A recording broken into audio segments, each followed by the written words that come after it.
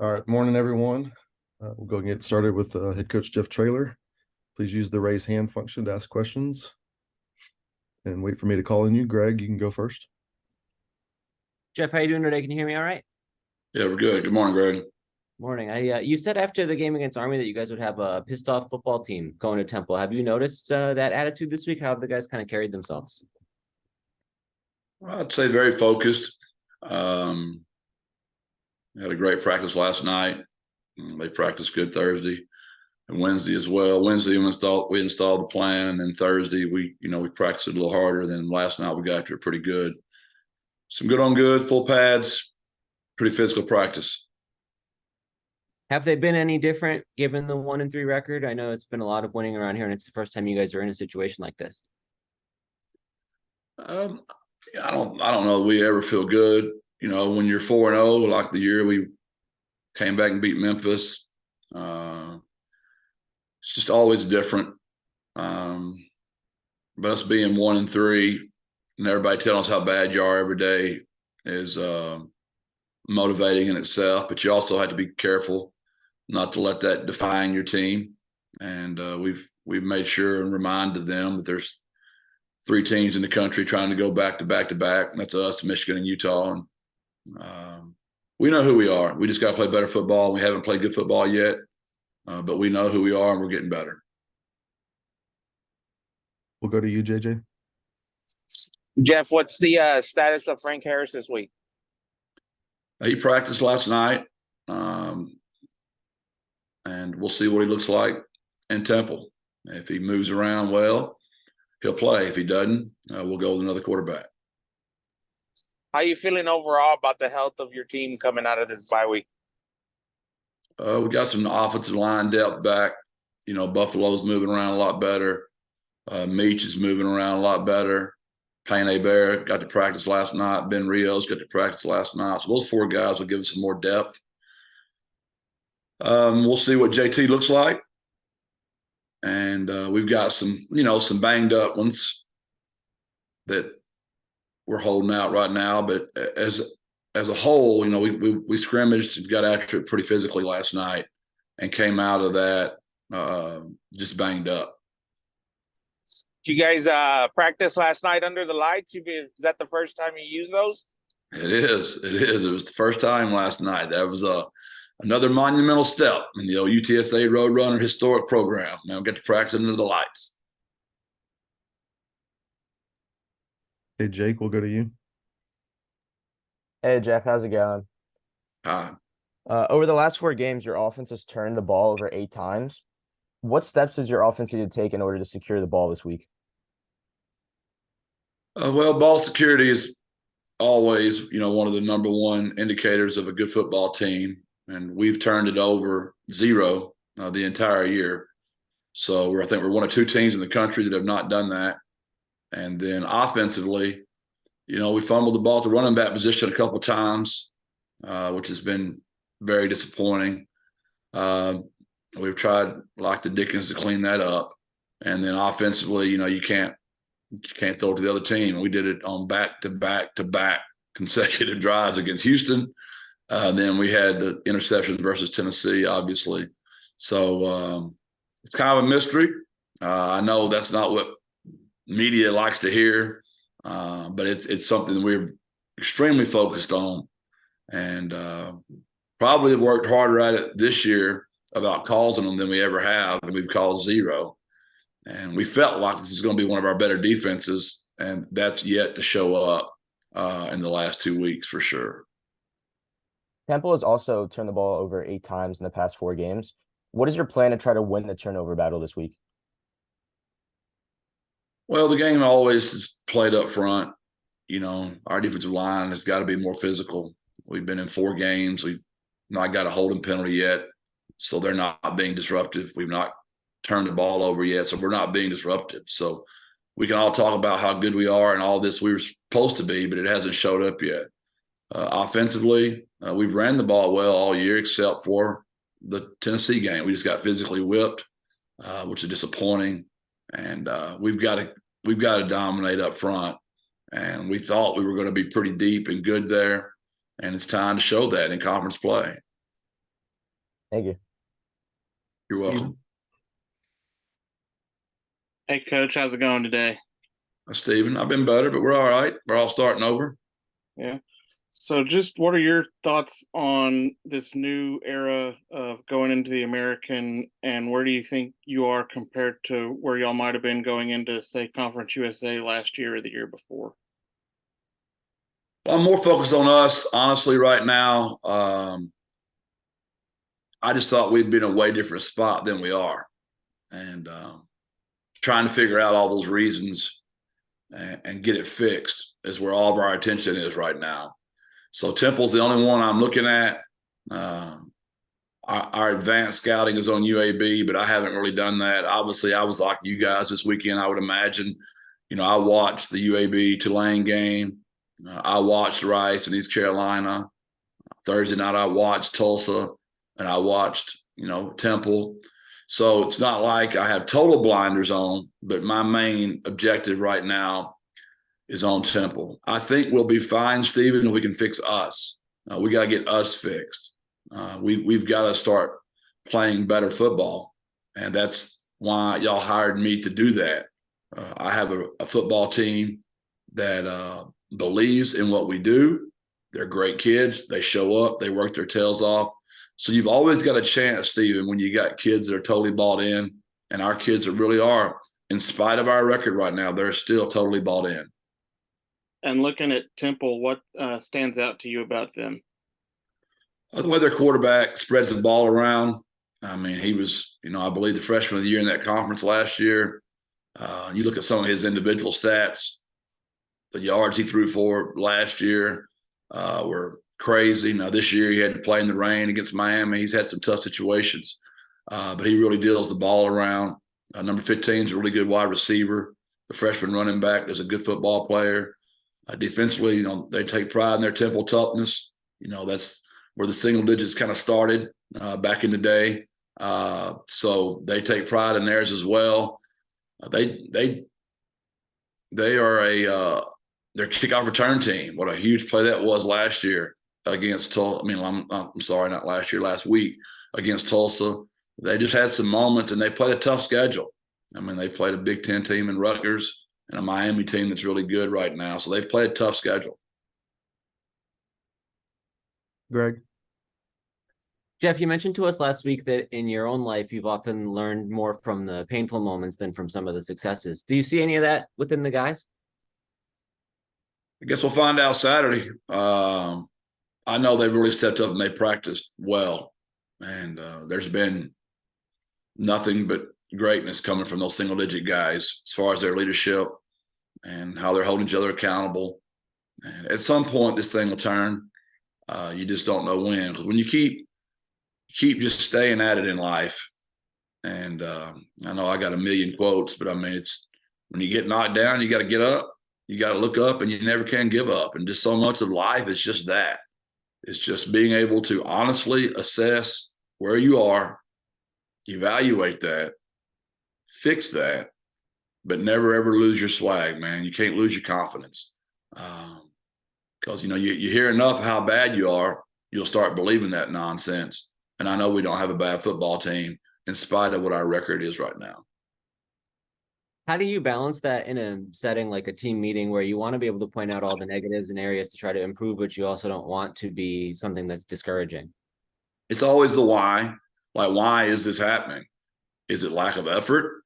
Is it lack of technique? Is it just a terrible position the coach put you in? You had no choice to begin with. So all those things are where we always get to is why. Like, why is this happening? And injuries cannot be part of the solution.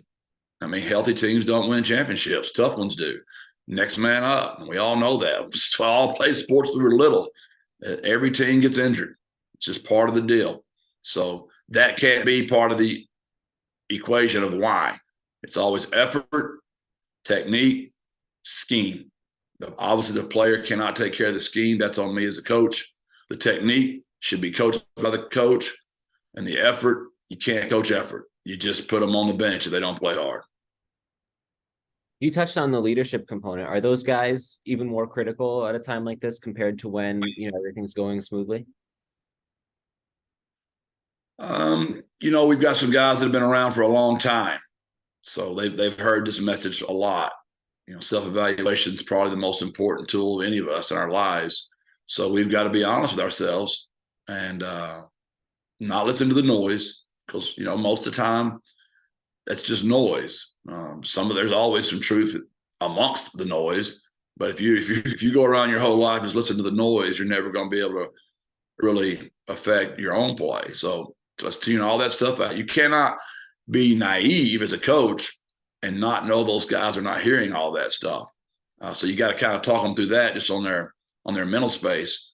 But we're the ones that have access to the video. We've got wide angle, tight angle, end zone, and we're trying our very best to keep our kids in that headspace right now. Are there any particular areas you would highlight that you guys got better through this week of practice? Well, you just don't know because you haven't played the game yet. That's where you always get your test. But I know there are certain areas that we have really stressed that we have not played well in, and those are the areas we've attacked this week. I know you mentioned just a few minutes ago that you guys have focused maybe more on turnover creation than you had even in previous years. What does that look like in practice? How do you address that? Just opportunities, when we could have gone for the ball, certain, points of emphasis. But I mean, it's something that it's been a mystery since we've been here. We started out, 1 year leading the country, and then all of a sudden it went away. And then 1 year we came back, we couldn't get any, and all of a sudden they showed back up. And it's just been a point of emphasis. Obviously, it's more highlighted this year because we're, hopefully just 25% of the way through the season. And we've only one of two teams in the country that hasn't caused one. So that's a pretty, if I'm a media guy, I'm asking that question for dang sure. I think my wife's even asking me.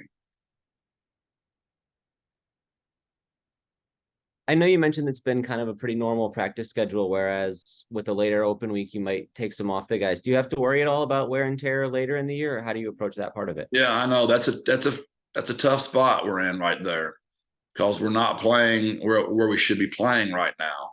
So you can't overdo it. And I cut 2 periods last night. We'd just been so physical, and it was like a game going on out there. And we started having some guys, had to go to the training room. And I had to be smart and pull off because their intensity was game-like last night, which is what we need. But to your point, we also had to be smart that we don't take an injured team up to Philadelphia. We got to take a fresh, healthy, ticked-off team is what the plan is. If I recall from past years, you never live tackle in practice. Have you changed that policy, or is that something you guys get into at all? No, we will not tackle to the ground during the season. We tackle into pits. I mean, we've got things we tackle into. We're just not going to tackle into the ground. How do you evaluate the defense's tackling to this point in the year? We've had some, we've had our share of misses, and we've had some good ones. There's been some times we weren't, times we have been. We just hadn't, we were just really so dominant against Houston and Texas State, and then to take the 2 steps back to back weeks. We got to see what that is. And I believe in my kids. I always have, and I still do. And I believe we're going to be fine defensively. I don't think since Tennessee that we've talked about Trey Moore, who he came in maybe questionable a bit, nursing an injury there, but then seemed to play quite a bit. What was the process like? He'll be a game time decision again. I mean, he didn't get to practice that week, and we'll see what he looks like. If he's not moving around good, it's supposed to be pretty wet on a grass field, so that's not good for people that don't have good feet, obviously. So we'll see what he looks like this week in practice, and if he can't go, we'll see what he looks like on the day of the game. Trey's played enough. He knows our scheme like the back of his hand, and if he can go, he'll go. If he can't, he won't. What happened with Ken Robinson? He was kind of a surprise to not see him out there. Is there any update on how he's doing? Same, just an injury that did not get better. We thought it would, and it didn't. So we decided to hold him out. We talked about this a bit last season, but it's the second year in a row that there's been a lot of injuries on the offensive line in particular. Is there anything to that trend or anything you guys have noticed why that's kind of popped up 2 seasons? Where the most contact is.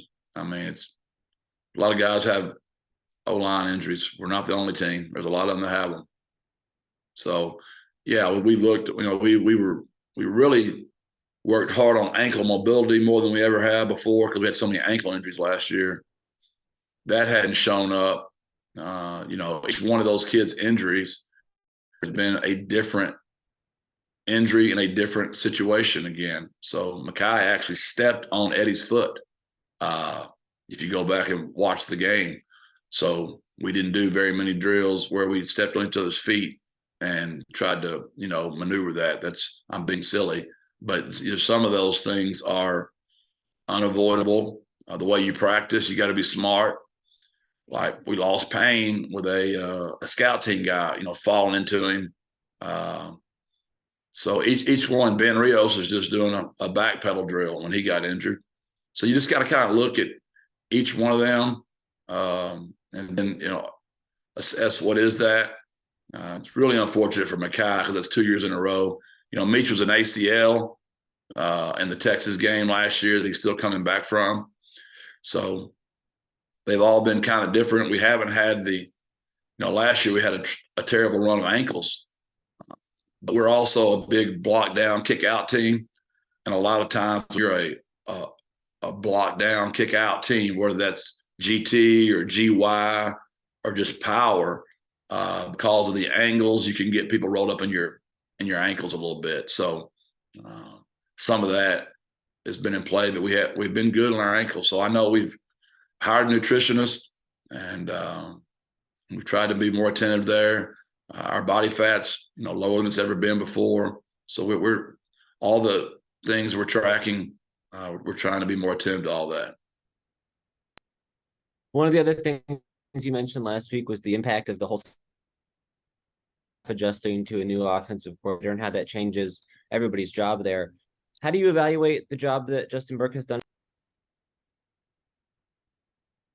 Well, it's pretty easy. The head coach is a 1-3 head football coach, and the offensive coordinator is a 1-3 offensive coordinator, and defensive coordinator is a 1-3 offensive coordinator. That's defensive coordinator. All right. It's the only stats we keep up with, Brother Greg. And we know we've struggled on offense. We're not proud of it at all. Actually, we're tired of not doing it. So we're working our tails off. I'd say he's a 1-3 OC working for a 1-3 coach. Thank you. It's today, actually, so you're right on time. And then one of the bright spots there has been Robert Henry, his production. How is it compared to what you thought when you brought him in here? He's been really, I would say, one of the bright spots. I mentioned that and a couple of other deals I did this morning. It's probably been the highlight of our first 4 games. Is just with all the different people out there. We kind of know who we are a little bit better right now. We've had to play 3 quarterbacks. We've had to play, every receiver on the roster has been out there. Pretty much every O-line combination we could do, we've kind of already had to do. Stayed relatively healthy on defense.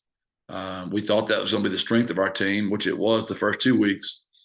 And then we've kind of gone backwards over the last 2 weeks. So we're inconsistent, Greg, and that's nobody's fault but the head coach. So I've got to be more consistent and get this thing fixed. How did his injury in the spring, Robert, sort of impact his process of learning the offense and kind of getting him up to speed in what he's done now? Obviously, it hindered him. It's why Rocco was so far in front of him, and obviously Kavorian when the season started.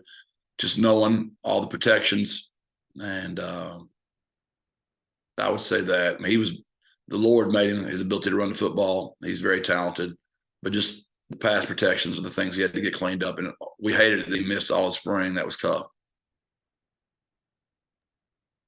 Anything else for Coach Traylor this morning? All right. Thanks, everyone. Thank y'all. God bless. Birds up. Thank you, Jeff.